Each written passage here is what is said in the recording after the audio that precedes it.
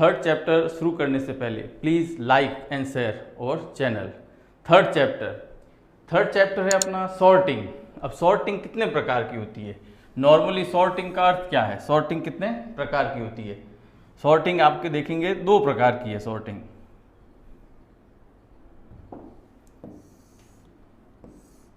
Normally जो होती है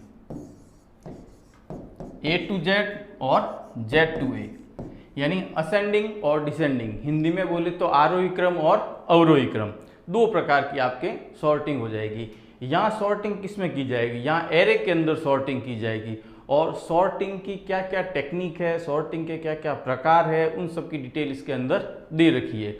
तो सॉर्टिंग से पहले सॉर्टिंग की डेफिनेशन क्या है, बुक में क्या दे रखा है? देखो, सॉर्टिंग एक विशेष स्वरूप में डेटा को व्यवस्थित करने को संदर्भित करता है। सॉर्टिंग एल्गोरिदम डेटा को एक विशेष क्रम में व्यवस्थित करने का तरीका निर्दिष्ट कराती है।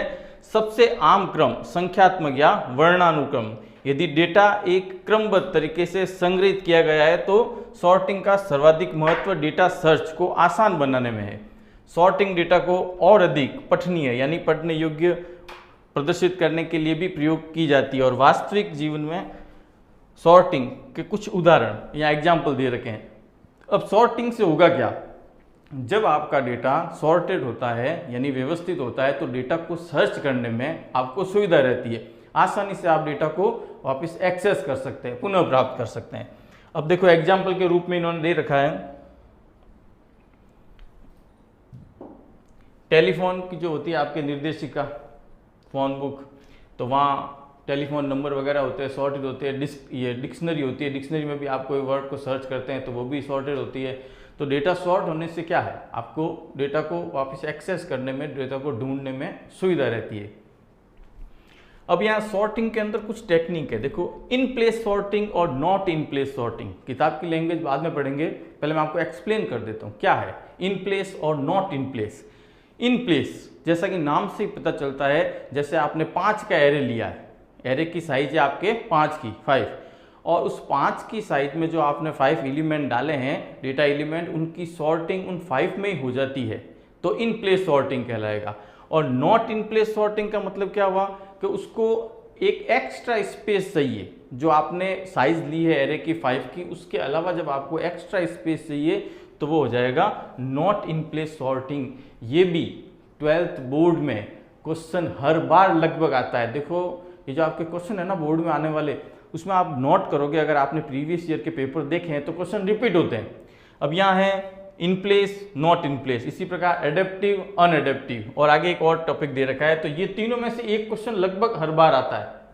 अब देखो बुक की लैंग्वेज क्या दे रखी है। सॉर्टिंग एल्गोरिदम को तुलना और कुछ डेटा तत्वों के अस्थायी भंडारण के लिए कुछ अतिरिक्त स्थान की आवश्यकता हो सकती है, यानी एक्स्ट्रा स्पेस चाहिए। जो एरे की साइज है जिसमें आपका डेटा पड़ा है, जिसकी सॉर्टिंग करनी है, उसकी जो साइज है, उसके अलावा जो आपको एक्स्ट्रा की जरूरत होगी, तो इन प्लेस सॉर्टिंग एल्गोरिदम को किसी भी अतिरिक्त जगह की आवश्यकता नहीं होती, और इसलिए इन्हें इन प्लेस कहा जाता है। यानी जितनी उनके पास एरे के अंदर जगह है, उसी जगह में वो आपका डेटा सॉर्टेड करके आपको दे देगी। तो एरे के भीतर ही सॉर्टिंग, इसका एग्जांपल है बबल सॉर्ट। बबल सॉर्ट कैसी है? एक इन प्लेस सॉर्टिंग है। अब ये क्वेश्चन कहाँ पूछ सकते हैं आपको? वाइवा में। वाइवा में आपसे पूछ सकते हैं भाई बबल सॉर्ट कैसी है, इन प्लेस है या नॉट इन प्लेस है, या आपसे एग्जाम्पल पूछ सकते हैं कि इन प्लेस सॉर्टिंग का एग्जाम्पल बताओ, कौन सी सॉर्टिंग है इन प्लेस, तो उसका एग्जाम्पल हो जाएगा बबल सॉर्ट। हालांकि कुछ सॉर्टिंग एल्गोरिदम में प्रोग्राम को स्पेस की आवश्यकता है, जो कि तत्वों जिन्हें सॉर्ट करना है के बराबर या उनसे अधिक हो सकती है, इसलिए इन्हें नॉट इन प्लेस सॉर्टिंग कहा जाता है। उसका एग्जाम्पल क्या है? Merge sort. मर्ज सॉर्ट जो है वो नॉट इन प्लेस सॉर्टिंग का एग्जाम्पल है। मर्ज सॉर्ट में क्या होगा? आपको एक्स्ट्रा जगह चाहिए, ठीक है ना। तो ये हो गई इन प्लेस सॉर्टिंग और नॉट इन प्लेस सॉर्टिंग। अब इसको समझना है, जब एक्स्ट्रा जगह चाहिए आपको तो नॉट इन प्लेस, और जगह नहीं चाहिए, जितनी जगह अपने पास उपलब्ध है उस जगह में, उस स्पेस में ही हम सॉर्टिंग कर सकते हैं, तो वो in place sorting. Next topic देखो,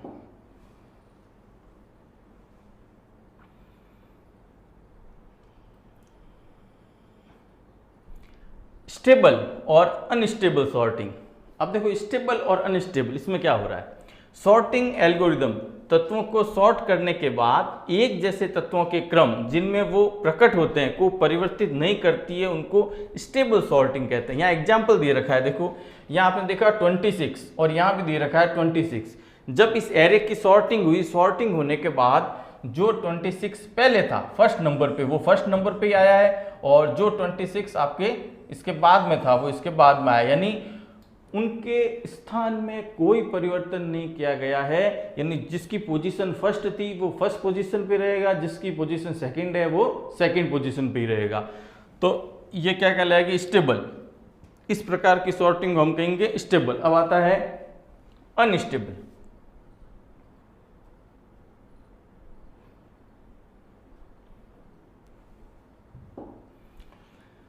सॉर्टिंग एल्गोरिदम तत्वों को सॉर्ट करने के बाद एक जैसे तत्वों के क्रम जिनमें वे प्रकट होते हैं को परिवर्तित करती है, उनको अनस्टेबल सॉर्टिंग कहेंगे। यानी इसमें क्या होगा? उनकी जगह चेंज होगी। अनस्टेबल में क्या है? अब यहाँ भी 26 है, यहाँ भी 26 है, लेकिन जो लास्ट वाला था वो फर्स्ट में आ गया 26, और जो फर्स्ट वाला था वो लास्ट में आ गया। तो इस प्रकार ये हो गए आपके अनस्टेबल सॉर्टिंग। तो in place, not in place. उसके बाद आया स्टेबल और अनस्टेबल। बिल्कुल कंसेप्ट क्लियर है, नॉर्मल है, एक बार समझ में आना चाहिए है क्या, हो क्या रहा है इसके अंदर। और जब आप एग्जाम्पल देखते हो और आपको एक्सप्लेन किया जाता है तो आपको आसानी से समझ में आ जाएगा। केवल आप बुक की लैंग्वेज पढ़ोगे तो आपको समझ में नहीं आने वाला। आगे देखो, एक एल्गोरिदम की स्टेबिलिटी मायने रखती है जब हम मूल तत्वों का क्रम बनाए रखना चाहते हैं। उदाहरण के लिए एक टपल में, यानी टपल किसको कहते हैं? टपल मैंने अपने पीछे वाले वीडियो में बताया है, जो डिस्क्रिप्शन बॉक्स में दे रखा है। टपल आपके एसक्यूएल में आएगा। टपल का मतलब होता है रो, ठीक है ना? पंक्ति, यानी पंक्ति में जो दे रखे हैं उनके जो मूल क्रम, यानी जिस पोजीशन में वो थे उनको चेंज कर रहा है या नहीं कर रहा है, तो उस आधार पे। अब आता है एडेप्टिव और नॉन एडेप्टिव सॉर्टिंग एल्गोरिदम। ये थर्ड टॉपिक है। इन तीनों टॉपिक से रिलेटेड एक क्वेश्चन जरूर आएगा आपके।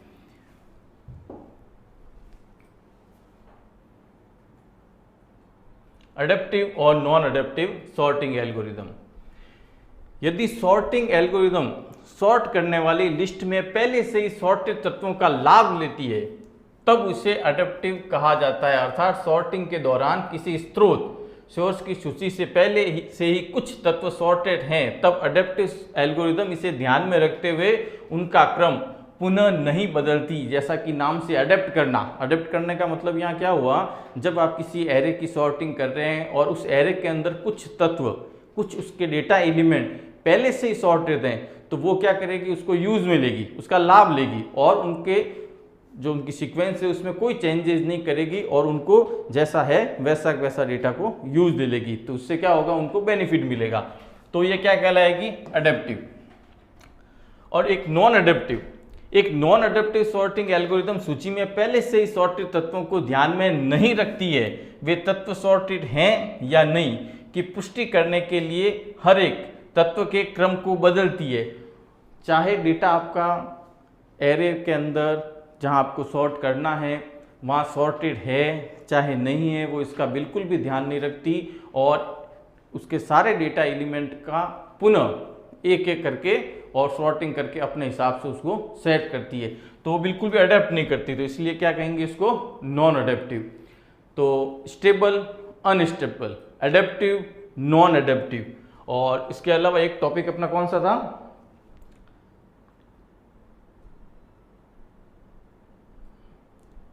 इन प्लेस और नॉट इन प्लेस। 3 टॉपिक है। तो ये तीनों में से एक क्वेश्चन लगभग आता है हर बार। तो ये तीनों का कंसेप्ट आपको क्लियर होना चाहिए। और जब आपको एक बार ये समझ में आ गया, उसके बाद में आप अपनी लैंग्वेज में आंसर को लिख सकते हैं, और इस प्रकार कोई डायग्राम बना के चित्र एरे का रिप्रेजेंट करके और अपना आंसर और भी अच्छा दे सकते हैं। ठीक है, अब आते हैं सॉर्टिंग के प्रकार।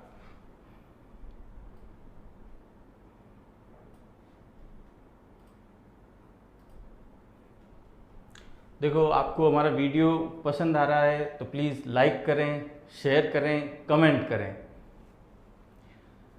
महत्वपूर्ण शर्तें। सॉर्टिंग तकनीकों पर चर्चा के दौरान आमतौर पर कुछ शब्दावली का प्रयोग किया जाता है। यहाँ उनका एक संक्षिप्त आपके परिचय दे रखा है, बढ़ता क्रम यानी इंक्रीजिंग ऑर्डर, घटता क्रम यानी डिक्रीजिंग ऑर्डर। तो मानव का एक अनुक्रम बढ़ते हुए क्रम में कहा जाएगा यदि बाद वाला तत्व अपने पिछले वाले तत्व से अधिक है, जैसे 1, 3, 4 यहाँ दे रखा है, जिसको हिंदी में बोले तो आरोही क्रम, बढ़ता हुआ क्रम। उसके बाद घटता हुआ क्रम, एक एग्जाम्पल दे रखा है जहां जो प्रत्येक मान है उसके पीछे वाला मान उससे छोटा रहेगा, घटते क्रम में दिखेगा। तो ये दो प्रकार के इंक्रीजिंग और डिक्रीजिंग ऑर्डर होंगे, यानी सॉर्टिंग के दो प्रकार हो गए।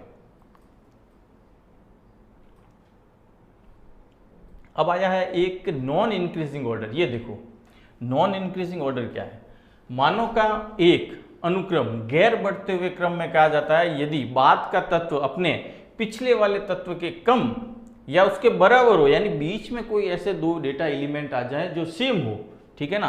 तो यह क्रम तब होता है जब अनुक्रम में डुप्लीकेट मान हो। उदाहरण के लिए एक एग्जांपल दे रखा है 9, 8, 6, 3, 3, 1 गैर बढ़ते क्रम में, क्योंकि यहाँ हर अगला तत्व अपने पिछले तत्व से कम या उसके बराबर है। जैसे यहाँ दे रखा है 3, तो ये आपके हो जाएगा नॉन इंक्रीजिंग ऑर्डर। फिर है नॉन डिक्रीजिंग ऑर्डर, बिल्कुल सेम इसी प्रकार ही है। इसमें मानव का एक अनुक्रम गैर घटते हुए क्रम में कहा जाता है यदि बाद का तत्व अपने पिछले वाले तत्व से अधिक या उसके बराबर है। यह क्रम तब होता है जब अनुक्रम में डुप्लीकेट मान हो। अब यहाँ भी एग्जाम्पल दे रखा है, अब ये बढ़ रहा है लेकिन बीच में क्या है 3, 3 आपके 2 बार आ गए। तो अब सबसे पहली सॉर्टिंग आती है बबल सॉर्ट। देखो 12th क्लास के अंदर आपके जो सॉर्टिंग का ये जो चैप्टर है, इस सॉर्टिंग चैप्टर के अंदर 5 प्रकार की सॉर्टिंग, पांचों की सॉर्टिंग थ्योरी पूछेंगे आपको, प्रोग्राम पूछ सकते हैं सॉर्टिंग का। उसके अलावा 3 जो टॉपिक थे, stable, unstable, adaptive, non adaptive, और तीसरा स्टेबल और अनस्टेबल, ये 3 टॉपिक हो गए और 5 प्रकार की सॉर्टिंग हो गई। तो ये है आपके कुछ टॉपिक जिनकी थ्योरी पूछी जा सकती है। तो आपको बबल सॉर्ट के अलावा 4 और है, और आपने देखा होगा 11th क्लास के अंदर आपके एक शायद सिलेक्शन सॉर्ट ही था या बबल सॉर्ट, 2 ही होंगे, इससे ज़्यादा नहीं था। बबल सॉर्ट एक साधारण सॉर्टिंग एल्गोरिदम है। यह सॉर्टिंग एल्गोरिदम तुलना आधारित एल्गोरिदम है जिसमें सन्निकट तत्वों के प्रत्येक जोड़े की तुलना की जाती है, यानी आपके एरे के अंदर जो डेटा एलिमेंट है जो पास हैं उन सबको आपस में कंपेयर किया जाता है, उनकी तुलना की जाती है। अगर वे क्रम में नहीं है तब तत्वों को बदला जाता है। इस एल्गोरिदम की औसत यानी एवरेज और वर्स्ट केस यानी सबसे खराब स्थिति में आपकी इसकी कॉम्प्लेक्सिटी क्या है, O(n²), यहाँ n सॉर्ट किए जाने वाले तत्वों की संख्या है, और इसलिए यह एल्गोरिदम बड़े डेटा सेट के लिए उपयुक्त नहीं है, यानी ये लगभग जितने आपके डेटा एलिमेंट है उससे डबल टाइम इसमें खर्च हो रहा है। तो ये नॉर्मल आपने देखा होगा, छोटा एरे है, एरे की साइज कम है, तो वहाँ बबल सॉर्ट का यूज़ ले सकते हैं। लेकिन जहाँ एरे के अंदर एलिमेंट की संख्या ज़्यादा है वहाँ ये उपयुक्त नहीं है, इसमें ज़्यादा टाइम लगता है, और इसकी टाइम कॉम्प्लेक्सिटी दे रखी है O(n²). एक एग्जाम्पल दे रखा है बबल सॉर्ट का।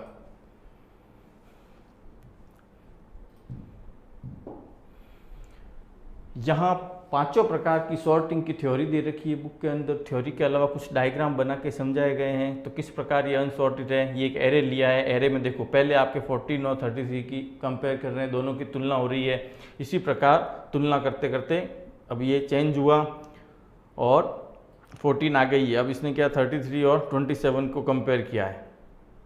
उसको कंपेयर करने के बाद इनकी पोजीशन चेंज हो जाएगी आगे। ये आ गया 27 आगे, ये पीछे चला गया। तो इस प्रकार अब ये इन दो को चेंज करेगा, ये चेंज हो गया। अब ये एंड में इसको कंपेयर करेगा और कंपेयर करने के बाद 10 आगे आ गया। यही प्रक्रिया आपके कंटिन्यू चलती रहेगी और एंड में क्या होगा, जो 10 है आपके 10 सबसे आगे आ जाएगा और इस प्रकार एरे की आपके सॉर्टिंग हो जाएगी। अब आपको ध्यान क्या रखना है, थ्योरी में एक्सप्लेन क्या करना है, सबसे इंपॉर्टेंट। अब बबल सॉर्ट के अंदर एक तो O(n²) इसकी टाइम कॉम्प्लेक्सिटी है और दूसरा बबल सॉर्ट की टेक्निक क्या है, ये एरे के या एरे कह सकते हैं या आपके डेटा एलिमेंट जहाँ भी है जिनकी आप सॉर्टिंग कर रहे हैं बबल सॉर्ट के द्वारा, वो दोनों को कंपेयर करता है, उनकी तुलना करता है आपस में, ठीक है ना। ये इसकी टेक्निक है और उसकी टाइम कॉम्प्लेक्सिटी O(n²) है। अब बबल सॉर्ट के बाद में अपन देखते हैं, इसका एल्गोरिदम दे रखा है, इसका प्रोग्राम भी दे रखा है, ये काफ़ी बड़ा प्रोग्राम है, ठीक है ना। तो बबल सॉर्ट का नॉर्मल प्रोग्राम भी है छोटा, वो आपको बताएंगे।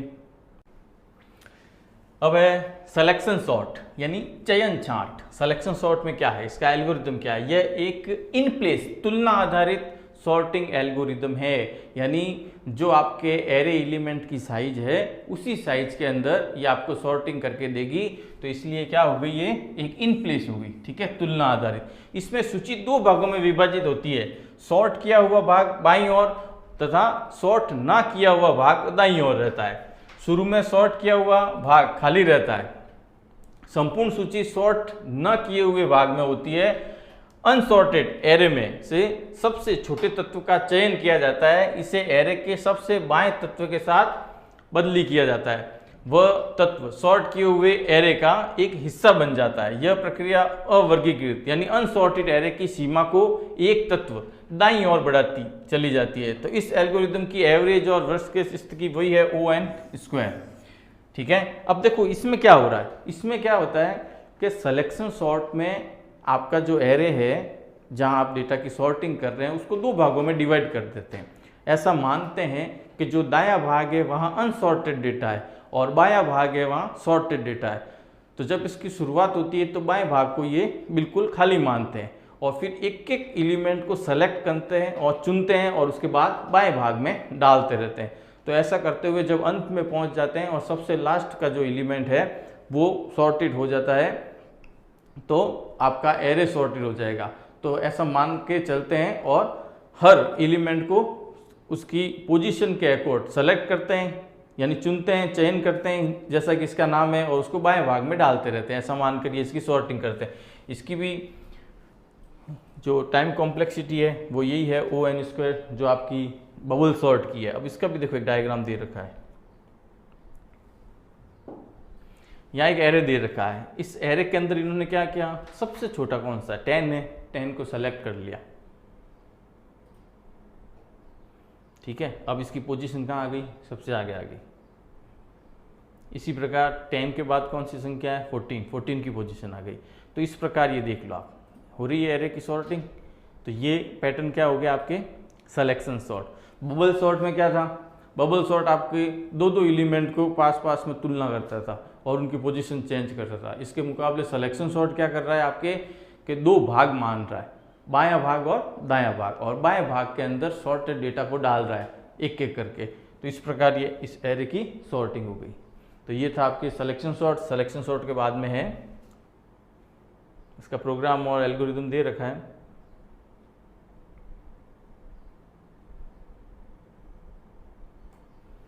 मर्ज सॉर्ट, ये आपके लिए नहीं है। मर्ज सॉर्ट डिवाइड, ठीक है, विभाजित एंड कॉन्क्योर यानी जोड़ होगा। यहाँ यजीत लिखा हुआ जोड़ पर आधारित एक सॉर्टिंग तकनीक है।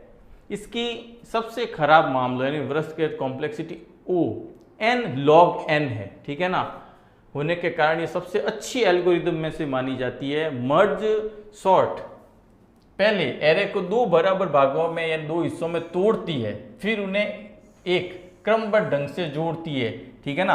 तो अब मर्ज सॉर्ट एक्चुअली में करते क्या है, मर्ज करना, जैसा कि नाम से पता चलता है मर्ज का मतलब दो टुकड़ों को एक साथ कर देना, वो कहलाता है मर्ज।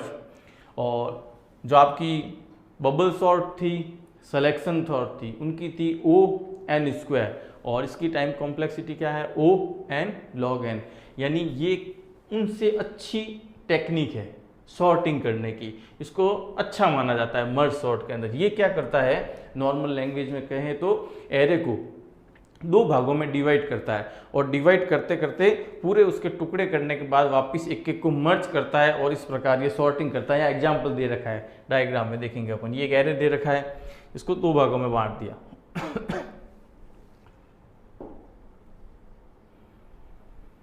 अब उसके बाद फिर उसके भाग कर दिए।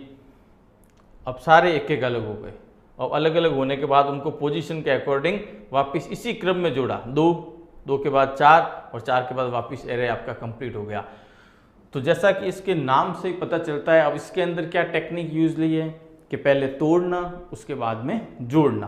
तो एरे को दो भागों में, दो से फिर और 4 भागों में और 4 के बाद बहुत छोटा करके और एक एक एलिमेंट के रूप में करने के बाद में ये आपको वापस सॉर्टिंग के अकॉर्डिंग एरे को जोड़ देगा, यानी मर्ज कर देगा। तो इसकी टाइम कॉम्प्लेक्सिटी आपको पता होनी चाहिए। 1 नंबर का ये क्वेश्चन आ सकता है। जो थ्योरी का जो पेपर है आपके बोर्ड का, उस थ्योरी के बोर्ड के पेपर के अंदर लगभग, जब ये आपके बुक थी उससे है चल रही, सॉरी इससे पहले भी जो बुक थी सॉर्टिंग सब में थी, तो सॉर्टिंग से रिलेटेड एक प्रोग्राम लगभग हर बार आया है। अब चाहे सिलेक्शन सॉर्ट हो, चाहे बबल सॉर्ट हो, मतलब सॉर्टिंग से रिलेटेड एक प्रोग्राम लगभग तय है आने वाला। और उसके साथ थ्योरी भी आ सकती है, तो थ्योरी में आपको एक्सप्लेन करना होगा कि मर्ज सॉर्ट कैसे काम करता है या क्विक सॉर्ट कैसे काम करता है। तो ये सारी डिटेल, ये इंपॉर्टेंट चैप्टर है आपके लिए। इसका भी एल्गोरिथम दे रखा है।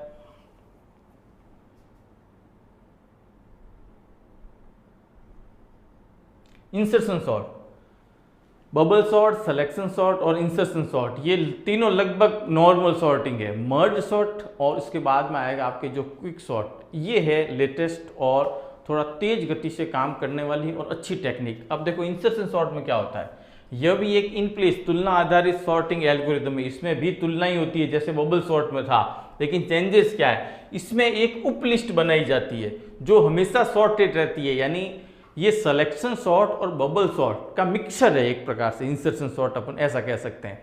इसमें क्या करेंगे, तुलना करेंगे, तुलना करने के बाद वो ऐसा मानेंगे कि हमारे पास एक अलग से लिस्ट है जिसके अंदर हम सॉर्टेड डेटा कोई डालेंगे। उदाहरण के लिए एक एरे के निचले हिस्से को सॉर्टेड बनाए रखा जाता है, एक तत्व जिसे इस सॉर्टेड उपलिस्ट में सम्मिलित किया जाना है, इसकी उचित जगह सर्च करके फिर इसे वहां डाल दिया जाता है, इसलिए इसका नाम निवेशन यानी इंसर्शन सॉर्ट है। इंसर्शन सॉर्ट में क्या होगा, टेक्निक वही है, दोनों की तुलना की जाती है।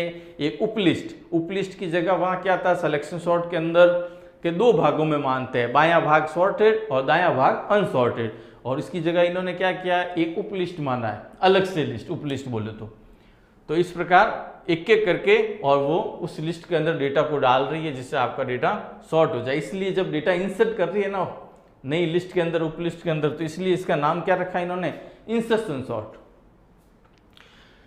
तो एरे को क्रमिक रूप से सर्च किया जाता है और अवर्गीकृत आइटम को स्थानांतरित किया जाता है और इन्हें सॉर्टेड उपलिस्ट में डाला जाता है एक ही एरे में। देखो ये इंपॉर्टेंट है, सॉर्टेड उपलिस्ट में डाला जाता है एक ही एरे में, यानी ये क्या है, एक इन प्लेस सॉर्टिंग ही है, इसमें कोई अलग से नहीं है कि अलग से जगह लेनी पड़ेगी या नॉट इन प्लेस है तो अलग जगह पर उपलिस्ट बनेगी, ऐसा कुछ भी नहीं है, एक ही एरे में डाला जाता है। इस एल्गोरिदम की औसत यानी एवरेज और वर्स्ट केस यानी खराब स्थिति वही O(n)² है। आप देखोगे 3, यानी एक तो आपकी हो गई बबल सॉर्ट हो गई, और बबल सॉर्ट के बाद में आपके इंसर्शन सॉर्ट हो गई और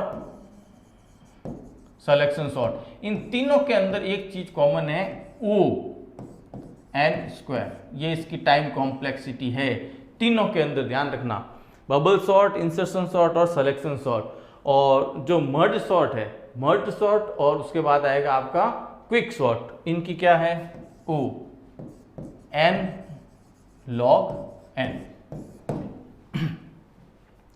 तो इस प्रकार ये आपको सॉर्टिंग करके देता है। इसका भी डायग्राम दे रखा है मर्ज सॉर्ट, ये सॉरी इंसर्शन सॉर्ट का, ये एक एरे दे रखा है जिसकी सॉर्टिंग करेंगे। अब बिल्कुल लगभग सेम है, सिलेक्शन सॉर्ट और बबल सॉर्ट का ये मिक्सचर है, इसमें भी इन्होंने ऐसा ही किया है। 14 है और 33 है, इसमें सबसे पहले 14 को आगे डाला है, उसके बाद 33 को देखा है, उसके बाद 27 आ गया। इस प्रकार ये एक एक करके उधर से पकड़ के और बाईं तरफ डाल रहा है। अब ये बाईं तरफ वाले भाग को एक उपलिस्ट की तरह मान रहा है, और वहां क्या था कि वो उसको क्या कर रहा था कि अलग से दायां और बायां भाग मान के कर रहा था, सेलेक्ट कर रहा, वहां सेलेक्ट करके डाल रहा था और यहाँ अलग से भाग करके और एक एक करके डेटा इंसर्ट कर रहा है, इसलिए इसका नाम इंसर्शन सॉर्ट हो गया।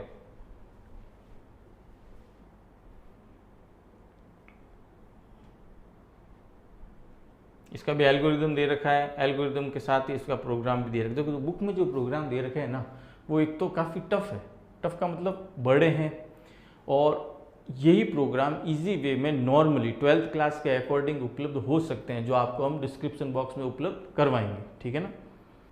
क्विक सॉर्ट, ये बेस्ट सॉर्टिंग एल्गोरिदम है क्विक सॉर्ट। त्वरित एक प्रकार की अत्यंत कुशल सॉर्टिंग एल्गोरिदम है और डेटा के एरे को छोटे एरे में विभाजित करने पर आधारित है। ये क्या करती है, एरे को छोटे भाग में बांटती है। अब देखो ये मर्ज सॉर्ट का ही एक प्रकार है, जो आपकी मर्ज सॉर्ट थी उसका ही एक प्रकार है।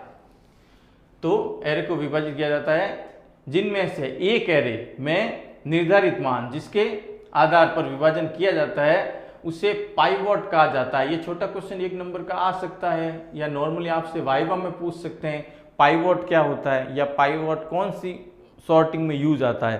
तो ये आपके यूज में किस में आएगा, क्विक सॉर्टिंग में यानी त्वरित सॉर्टिंग के अंदर। अब पाइवॉट क्या है, एरे के अंदर उसमें बीच में से किसी एक मान को वो चुन लेते हैं और उस मान के दाईं तरफ और बाईं तरफ 2 अलग अलग हिस्से करके एरे के एलिमेंट को डालते हैं, उसके अकॉर्डिंग उसमें डेटा डालकर उसको सॉर्टिंग करते हैं। तो इस जो बीच में से जो एलिमेंट चुना जाता है इसको क्या कहेंगे, पाइवॉट, की तुलना में छोटे मान रखता है और दूसरे एरे में पाइवॉट मान से अधिक मानों को रखा जाता है। यानी जो बीच का मान इन्होंने चुना है जिसको कि पाइवॉट कहेंगे, उसके एक तरफ उससे छोटे डेटा को रखा जाता है और दूसरी तरफ उससे बड़े डेटा को रखा जाता है। आपने पिछले चैप्टर में देखा होगा या फर्स्ट चैप्टर में अपन ने बात की थी शायद बाइनरी सर्च और लीनियर सर्च के बारे में। तो लीनियर सर्च क्या था, वो एक एक करके डेटा को चेक करती है, ढूंढती है और जब आपका डेटा एलिमेंट मिल जाता है तो आपको उसकी पोजीशन बता देती है। लेकिन बाइनरी के अंदर क्या था, बाइनरी के अंदर एक तो डेटा आपका सॉर्टेड होना चाहिए, फिर अपन जिस डेटा एलिमेंट को ढूंढ रहे हैं वो उस एरे में क्या करती, बीच के एक भाग को ले लेती।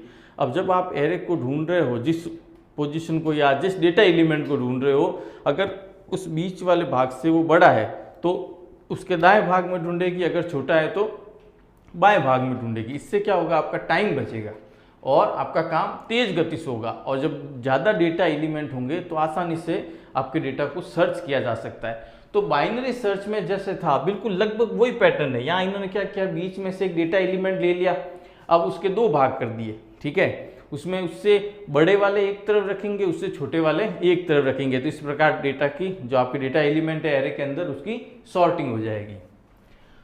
तो त्वरित सॉर्टिंग एक एरे को विभाजित करती है और उसके बाद 2 परिणाम स्वरूप सब एरे सॉर्ट करने के लिए खुद को बारी बारी से 2 बार कॉल करती है। यह एल्गोरिदम बड़े आकार के डेटा सेट के लिए काफ़ी कुशल है। जैसे बाइनरी सर्च का उपयोग भी तब किया जाता है जब डेटा एलिमेंट की संख्या बहुत ज़्यादा होती है, तो यहाँ भी इस सॉर्टिंग का यूज़ तब करते हैं जब आपके डेटा एलिमेंट ज़्यादा हैं। जब डेटा एलिमेंट ज़्यादा होगा तो डेटा को सॉर्टिंग करने की ये टेक्निक बेस्ट है, जैसे वहाँ था बिल्कुल वैसे ही। तो इस एल्गोरिदम में भी औसत और वर्स्ट केस यानी खराब स्थिति O log n है, ठीक है ना। O सेम मर्ज सॉर्ट और quick sort O n log n, और बाकी तीनों जो सॉर्टिंग है उनकी आपकी हो जाएगी n²। अब त्वरित सॉर्टिंग में किस प्रकार विभाजन होता है, देखो बुक में इसका ज़्यादा कोई ढंग से दे नहीं रखा है।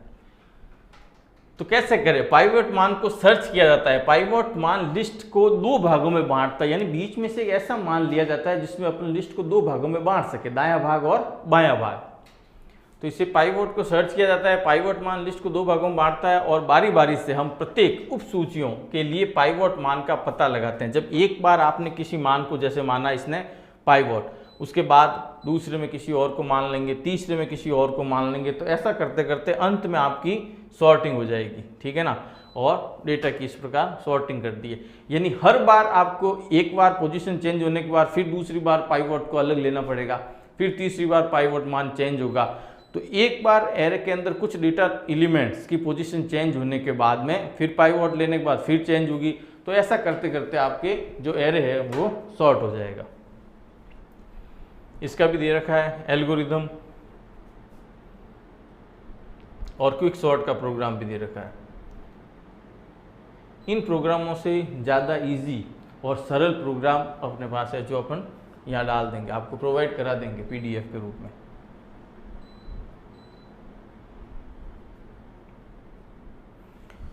ओके फ्रेंड्स, तो ये था अपना 3rd चैप्टर सॉर्टिंग। तो सॉर्टिंग के बाद में जो अपना 4th चैप्टर आएगा वो है स्टैक और क्यू से रिलेटेड। अभी तक आपने जो पढ़ा first chapter, second chapter array वाला, उसके बाद थर्ड चैप्टर सॉर्टिंग वाला, वो आपके लिए ज़्यादा कुछ नया नहीं था। क्यों? क्योंकि ये सारी चीज़ें लगभग आपने 11th क्लास में देखी थी। अब स्टैक और क्यू, ये ऐसे डेटा स्ट्रक्चर हैं जिनका यूज़ आपने 11th क्लास में नहीं किया है, तो उसको हम अपन नेक्स्ट वीडियो में चौथा चैप्टर स्टैक और क्यू के बारे में डिटेल से पढ़ेंगे। ओके, अगर आपको आज का हमारा वीडियो पसंद आया है तो please like, share and subscribe. Okay, thank you.